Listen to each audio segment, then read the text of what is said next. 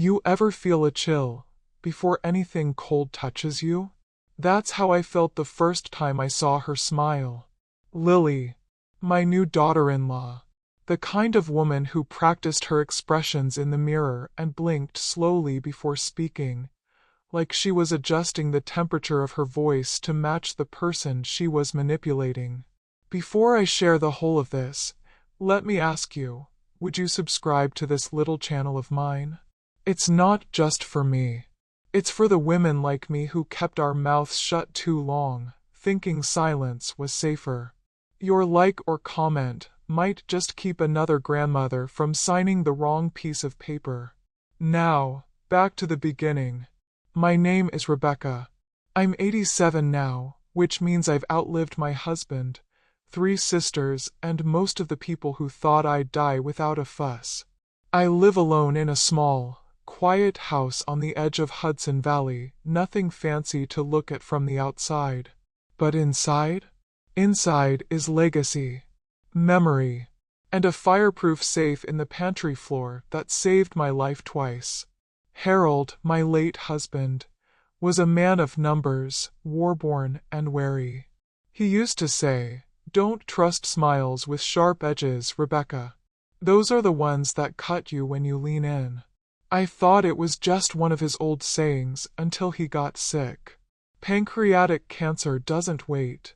1 month, he was tending the hedges in his suspenders. 2 months later, he was whispering to me through morphine. "Don't let them see what we left behind," he said, his hand around mine like a lock. "Not even Thomas. Thomas is our only son. A good boy once. Sweet. Quiet. He used to fall asleep on Harold's chest while they watched baseball in the den. But something in him changed around 30. A kind of hunger. He married Lily fast. Too fast. We'd barely met her when he said they were engaged. She was polite, sure, but too polished. Her nails were always done. Her compliments always sounded like she'd rehearsed them. Oh, Rebecca, your roast is divine, just like my Nana used to make. She didn't have a Nana, as far as I knew. She had a way of sitting on our couch like it was already hers. I didn't tell them about the money. Not yet. Harold had arranged things quietly before he passed. Years before, actually. Sold off 3 rental properties under a shell name. Moved the investments to an overseas trust. By the time he died, everything totaled just over $5.2 million. We didn't live like rich people. We lived like we had enough. And I planned to keep it that way. The day of the wedding, I wore navy blue. Not black, Harold would have rolled in his grave. And not champagne like Lily's mother, who was sipping Prosecco and flashing veneers like a Vegas dealer. Thomas looked happy. Nervous, but happy. I kissed his cheek before they said "I do," and whispered, "Keep your eyes open, son." He smiled, not understanding. A week later, Lily came over unannounced.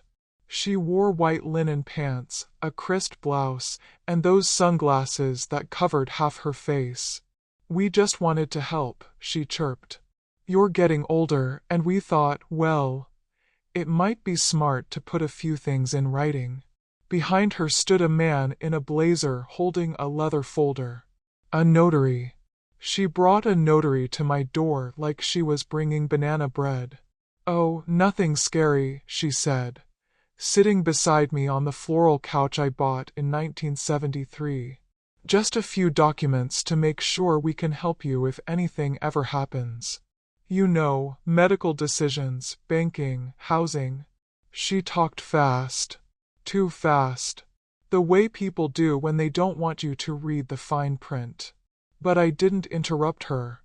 I just nodded like a daffodil in a storm. Let her think I was soft in the head. She slid a stack of papers toward me. Power of attorney. Financial guardianship. Authorization to access all medical records and assets in the event of cognitive decline. I flipped to the back page where she had already flagged my signature line in pink. "Can I get you some tea?" I asked. Lily blinked. "Oh, sure." I stood, walked into the kitchen, and boiled water with the same hands that once kneaded bread for my church's fundraiser and changed Thomas's diapers. I poured chamomile into 3 cups and brought them back on a silver tray, my wedding gift from Harold's mother. I handed one to the notary, who looked far too young to be playing God in strangers' homes. Then I set mine down beside the documents and smiled. "I'd like to read these carefully," I said. Lily's mouth twitched. "Of course, Rebecca. No pressure." But she was already texting. What she didn't know, what Thomas didn't know, is that I had prepared for this exact moment. Harold had warned me it would come.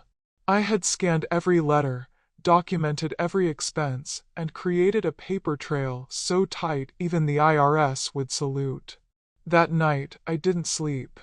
I lay in bed with the papers on my lap and the house quiet as winter. My son, my only child, letting her do this, letting her circle me like a wolf. At 2:03 a.m., I picked up the landline and called Alan Green, Harold's old lawyer. He answered on the second ring, groggy but alert. "Rebecca," he said, "I was expecting your call. What happened next changed the course of my life and theirs. But that's a part of the story I'll have to tell you next time. Because sometimes, the best revenge needs time to breathe." She broke eye contact first. Thomas turned next. He saw me. He took a step forward, just one, and then stopped. We stared at each other across the space between betrayal and memory, mother and son. His mouth opened, but the words didn't come. Maybe there weren't any left. I turned and walked away. No dramatics. No parting speech. I didn't owe them even that. That same night, I packed my suitcase. I didn't need much. A few dresses, one photograph, and the black leather notebook Harold gave me when we were first married, the one where he scribbled numbers and warnings and left notes only I ever understood. That book had protected us through market crashes, surprise audits, and one almost shady cousin named Victor, who tried to borrow $80,000 for a pigeon farm investment. That book had history, and now it had vengeance. Alan met me at the small legal annex on 8th Avenue just before sunset. He slid a folder across the desk. Inside it was everything I needed. Notarized ownership of the townhouse, irrevocable trusts in my name only, revocation of power of attorney, retroactively voiding anything they might have forged. My account was now under private advisement at a discreet Swiss-aligned bank in Connecticut. Passwords changed. Backups triple secured. Even if they tried to sue me, they wouldn't find a penny. Alan had made sure of that. "I've also filed the cease and desist," he said, adjusting his glasses.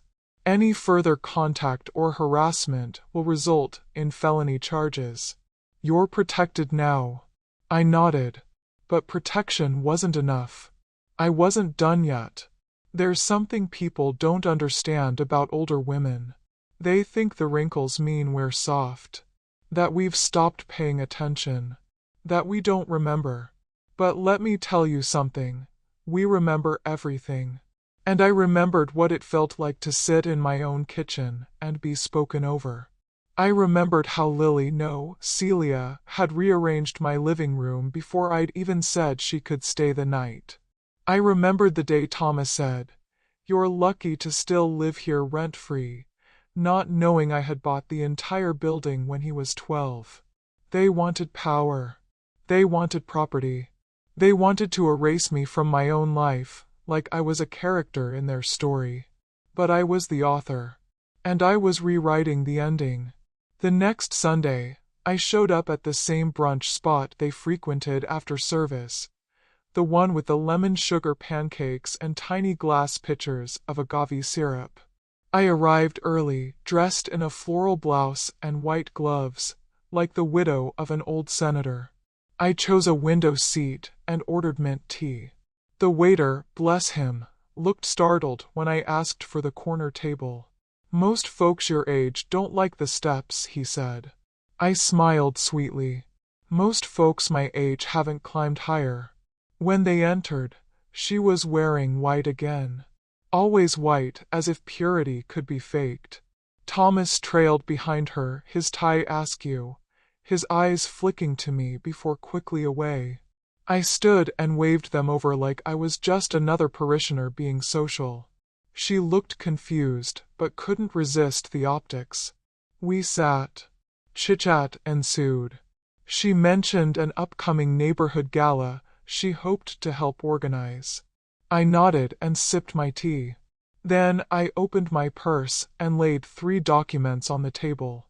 The first was a letter from the state attorney's office, confirming their investigation. The second was a certified copy of her former name change petition, Celia Howard becoming Lily Madison. The third was a photo. It was grainy, old, pulled from a Florida obituary website, but unmistakable. Her standing beside an older man with a fake smile, wearing black at his funeral 3 years before she met my son. Do you know what this is? I asked gently. Her eyes scanned the papers. Her face drained slowly, like color being sucked from a portrait in real time. Thomas sat very still. She opened her mouth. I raised my hand. No, dear. You don't speak right now. Because for the last 2 years I listened. I listened while you told people I was confused. While you called me a burden. While you whispered behind closed doors and left out pamphlets about care homes. I listened. And now it's your turn. Her voice cracked. You don't understand. I understand exactly, I said. You found a vulnerable man with a house you didn't buy, a name you didn't build, and a mother you thought was in the way. And you tried to erase me. But darling, I don't erase easy. I gathered the papers, folded them slowly, and slid them back into my bag. Then I stood.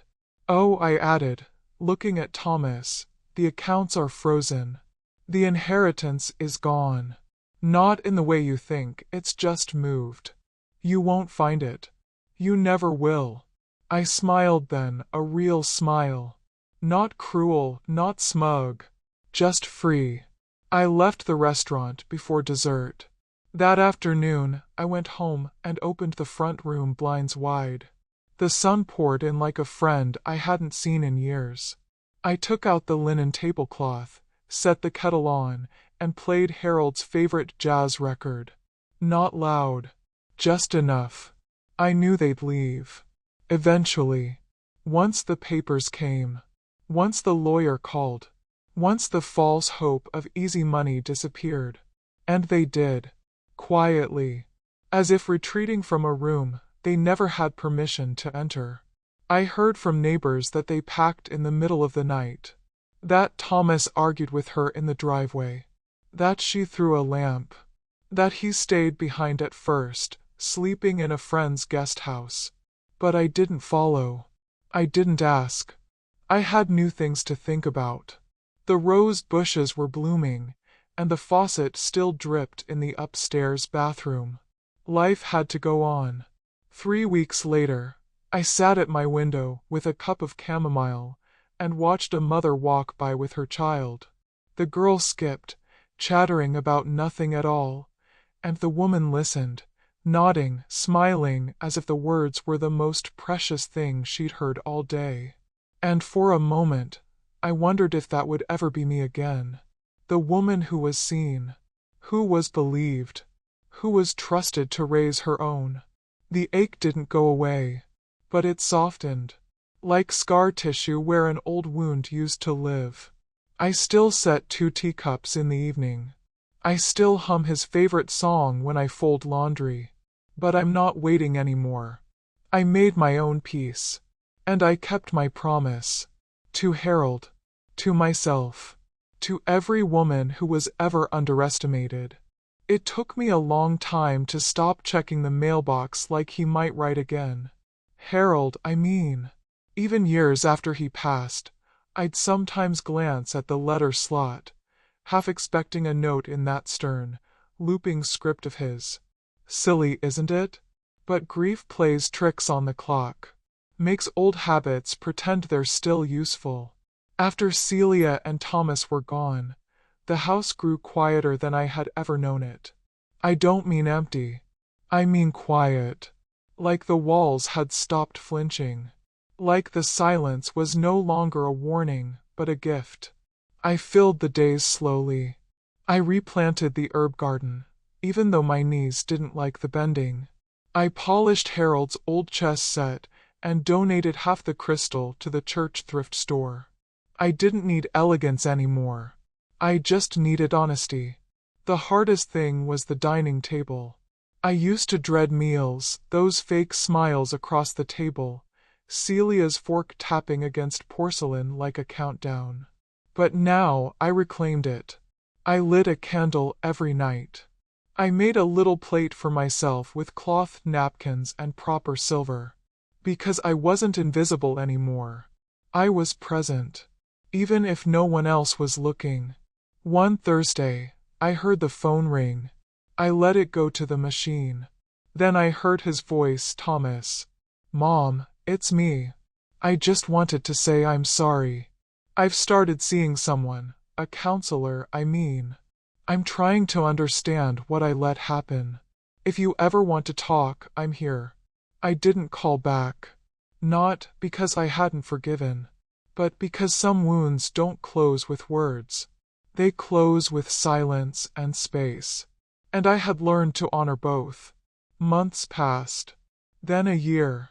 I started volunteering again, teaching older women how to manage their finances, how to read the fine print before they sign.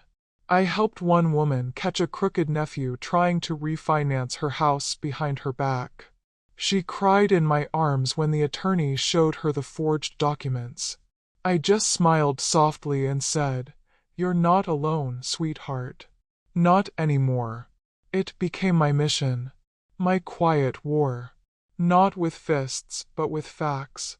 Not with rage, but with resolve.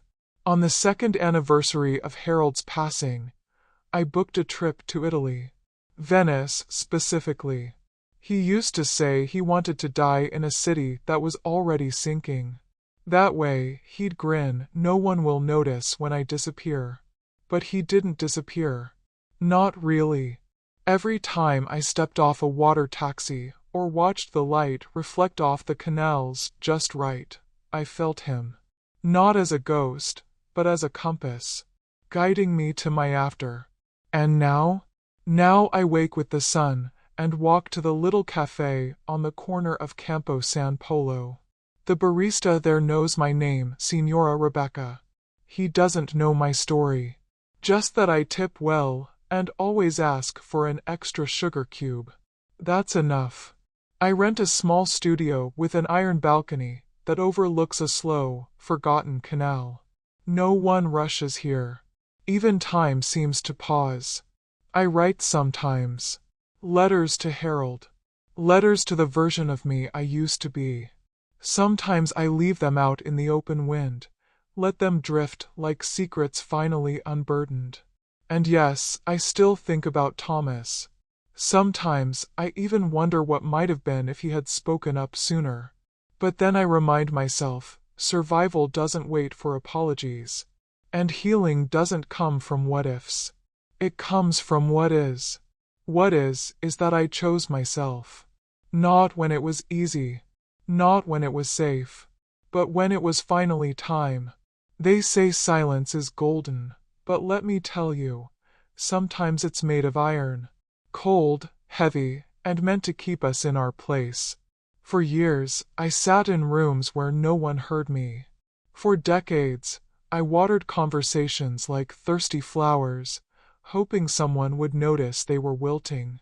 I cleaned messes I didn't make. I folded myself small so others could feel big. But one day, the silence cracked. Not loudly. Not like glass shattering. More like an old floorboard creaking in the middle of the night, a reminder that the house still remembers where the weight lives. That's why I'm telling this story now. Not for pity. Not for rage. But for the women who are still waiting for permission to speak.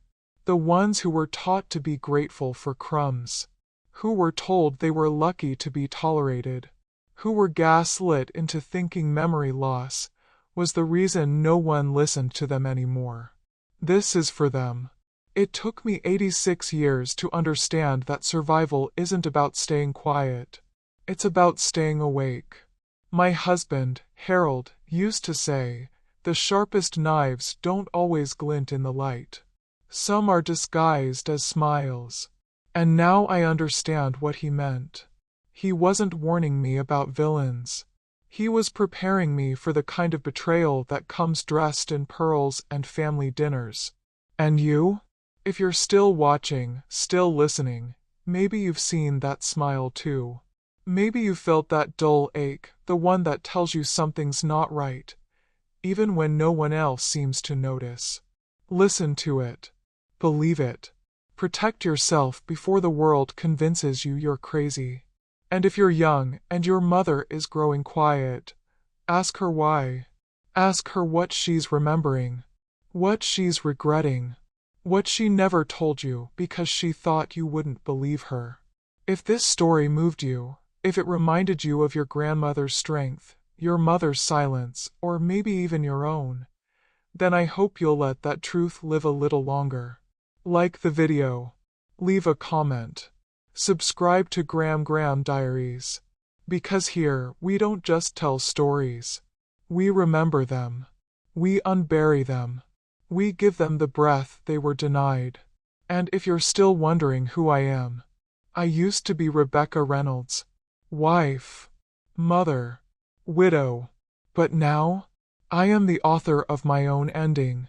The architect of my peace. The woman who disappeared and then returned home to herself. And I will leave you with this. Some women are forged in fire, some in silence. But the rare ones? The ones who survive everything and still bloom? They're forged in betrayal and healed in truth. Until next time, sweetheart, I'll be here, listening.